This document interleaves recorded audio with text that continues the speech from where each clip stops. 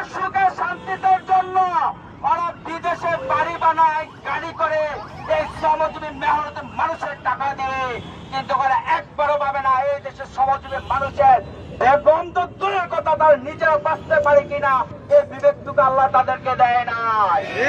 আমি বলবো অন্তত পক্ষে রাষ্ট্র দায়িত্ব নিয়ে হোক, এত বছর যে শ্রমিকদেরকে ঠকিয়েছে এই ঠকানো হিসাব মালিকদের পাই টু পাই হিসাব নিতে হবে। রাষ্ট্রকে বলতে চাই যেসব টাকা ওরা বিদেশে লুটপাট করে পাঠিয়েছে প্রত্যেকটি টাকা এই দেশে ফিরিয়ে আনতে হবে। আমরা শ্রম দিয়েছি, আমরা অল্প মজুরিতে শ্রম দিয়েছি, আপনাদের বিদেশের টাকা পাঠানোর জন্য নয়।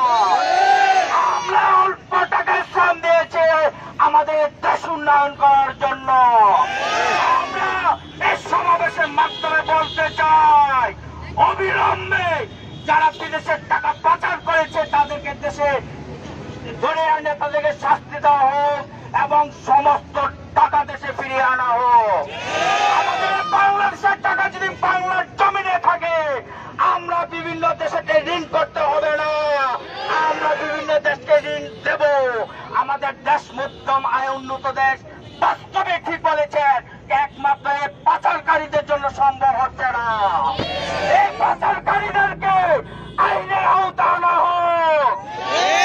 আমরা স্বল্প টাকায় শ্রম দেব, তাদের বিদেশে আয়েস আরাম করার জন্য না।